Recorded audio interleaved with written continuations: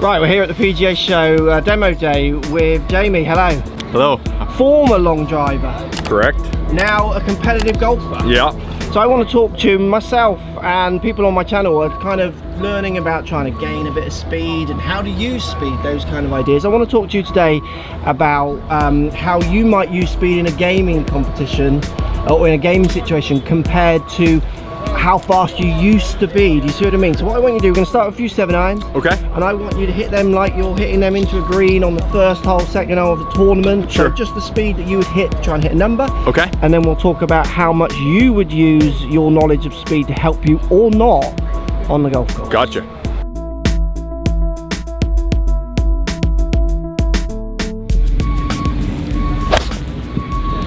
So 7-iron, talk to me on distance, gaming distance for you with a 7-iron.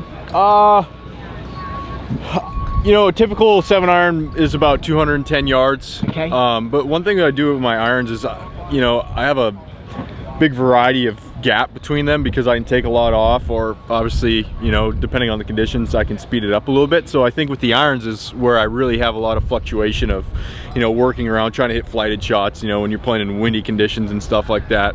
There's times, well, I played in Asia last week, and there's times where I hit 7-iron from 135 yards, and I hit it from 215. Yeah, so there's a lot of game it, which is a skill. Yeah. So around 200 to 2 something is like your stock almost shot with a 7-iron. For those speeds, what club head speed are we getting for those kind of speeds with a 7-iron? Well, that was 107.1 miles. Yes, so that's my driver club head speed. Okay, so Jamie, you obviously have done, when you were long drive champ and stuff, you would have done shows, corporate stuff. Sure. How fast could you get with that club? Do you know that number? I do. I think it was, you know, probably the max would be about 115 with a 7-iron. Okay, so which was going to get distances, I mean that's getting like 230, isn't it? 230, 235, yeah. Okay, let's see a couple more 7-irons then.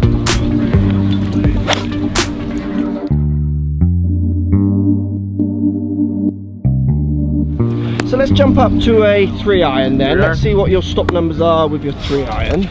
So a bit of lead tape on the 3-iron. What's the reason in there? Bigger handle, so just try to get the swing right. Weight yeah, proper. So you've got a lot of weight at this mid-size end. +4, so you got to add a little head weight lead tape on the back just to balance things out. So again, standard distance with your 3-iron gaming, you're hitting this into a par 3, second hole, you know, you're trying to hit target, you're not attacking, you're just... I'll probably hit this golf club about 245, 250 yards, somewhere in there. Okay. Yeah. Not a bad shot. What kind of speeds are we seeing with the 3-iron? 115.6. So 115.6 club head speed, normalised carry going up to 250. Yeah. Yeah, pretty impressive. I don't see this often during demo.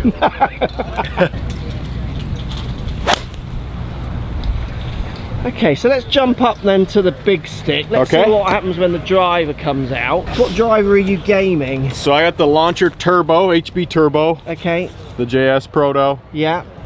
It's about 7 degrees aloft. I actually just switched shafts in it as well. This is a hazardous shaft. I was playing I've kind of been going back and forth. This is a 6, way lighter than I have been playing. It's quite light, isn't it? 63 gram is what, you know, that's not normally where, if I go on tour ranges and work with players, they're often going with their speeds way up in weight. I mean, I played the Nunchuck for a very long time, which is 100 grams counterbalance. I played the T1100, 85 grams. So I'm just kind of messing around with this and then messing around with the T1100 and the 85 gram as well. Okay, so let's see a gaming speed with this club. Okay. You ready for this? This should be impressive.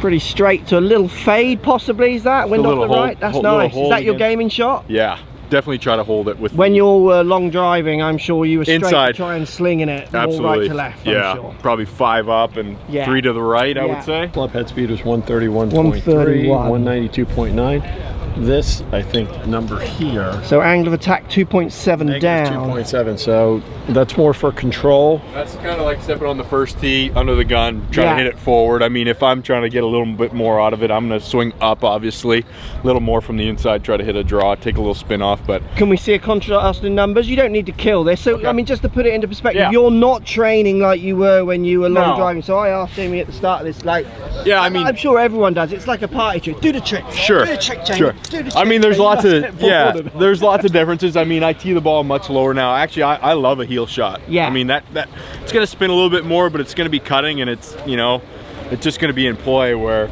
you know, teeing it up a little bit higher now and hit it from the inside is something that's a little scary when you're on the golf course and you got to hit your next shot. But So yeah, it's interesting. It's not only your body that you're training differently.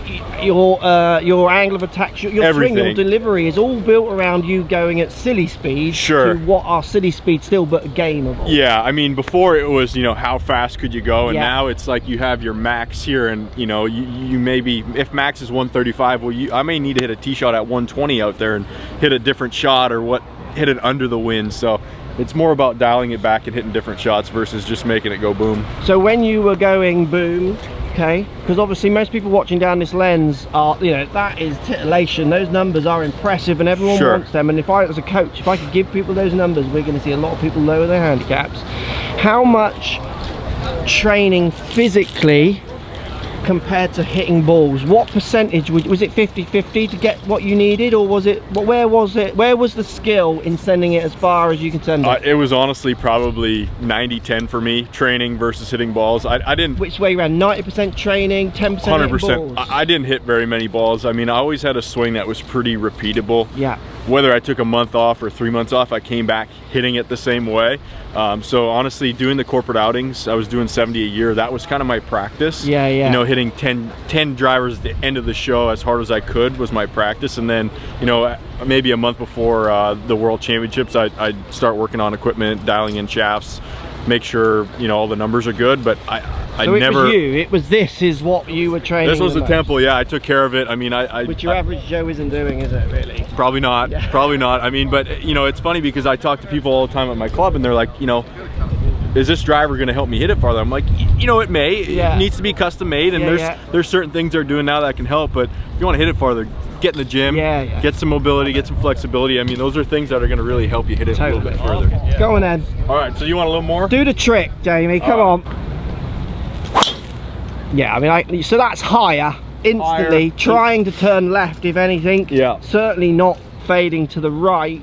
We know the wind is off to the right. What are we seeing there? So the attack angle went from a negative to 0.7. So 0.7 up, and I reckon you were 4 or 5 up when you were long driving, were you not? You know, one thing I didn't really do is I was never a player that was crazy up on it. Oh, were you not? I played one loft. I played a 6 degree. I could hit it up. I can hit it down. So my one thing I always struggle with was maybe being a little bit too much down. Yeah, yeah. That'll sacrifice a bit of speed. Yeah, but max. Well, not speed of delivery, but speed of how you're getting that ball off the face. To me, for my golf swing and the way I delivered the club, 2 up and 2 to the right was big. pretty peachy for me. Yeah, yeah. So we were 0.7 up.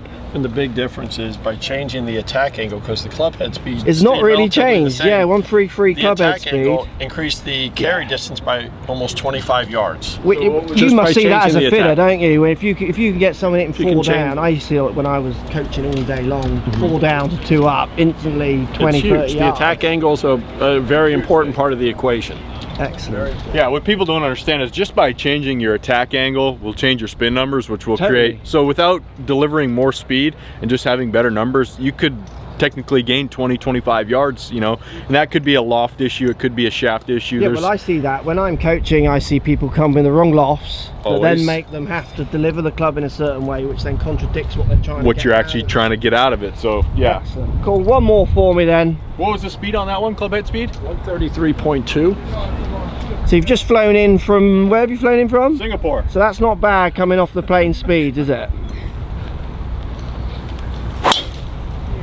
So how much would you use that speed in a gaming environment? Not very often. But you must push the odd time. You must think, I'm missing the cut, I'm going to go for this or not. Yeah, I mean, if you're off the cut line, it doesn't really matter. gotta go You'll for it, hit yeah. driver in places you wouldn't normally hit, Yeah. you know, a 3-iron, but yeah. So it is a weapon. It still is a weapon. I mean, to me, the weapon is being able to hit, you know, mid-irons in when people are hitting hybrids, Yes. and that, to me, that's the length and advantage. Obviously, the driver's, you know, the prevalent one, but the irons are also.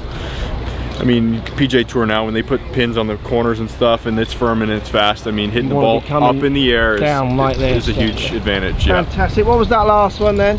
Well, the club head speed jumped up to 135. The attack angle was 0.6 down. negative 0.6. So we went up in club head speed 135. Attack angle and strike might not be there, and then we've actually lost a little bit of distance. because the spin rate was a little. Yeah. Which is also funny though, because I work with the newer TrackMan, and I'll have them side by side with this machine, so I own this machine, Yeah, and yeah. then the new one. Yeah. And this one will say I'm 2 down, the other one will say I'm 2 or 3 up. Yeah, I've seen that. So as it's, well, yeah. to me, that's a pretty, that should be 1.5 up, Yeah, in yeah. my opinion. Yeah, I like that. So you're very in tune with what you're feel. I'm like that on launch monitors. I've hit 100%. enough on them to know what I'm delivering, and I can see or feel when the machine is having a wobble. Yeah, at I mean, times. you've seen the shot I just hit. Yeah. You're going to look at that shot and be like, well, that's not down. Not- that ball started yeah, here and yeah. it flattened out. It didn't start here and scoot up the face. So, Yeah, cool. Thanks for your time, Jamie. yeah, you got it. Good Thank you stuff. for having me. Appreciate it.